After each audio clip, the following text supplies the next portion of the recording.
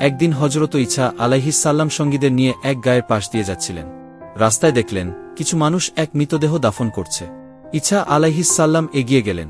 তিনি আল্লাহর অনুমতি চাইলেন এবং দোয়া করলেন। মহান আল্লাহ তার প্রিয় নবীকে অনুমতি দিলেন। মৃতদেহটি জীবিত হয়ে উঠল।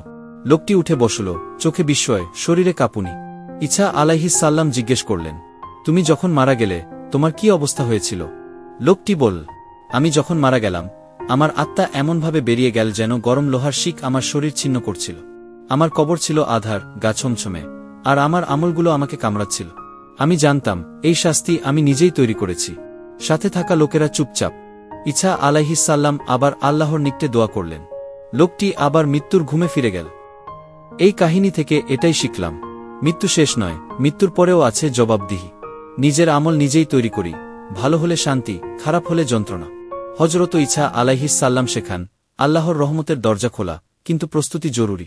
তাই আমরা সব সময় প্রস্তুতি নিয়ে থাকব। এমন ভিডিও আরও পেতে লাইক করে ফলো দিয়ে পাশে থাকুন। ধন্যবাদ।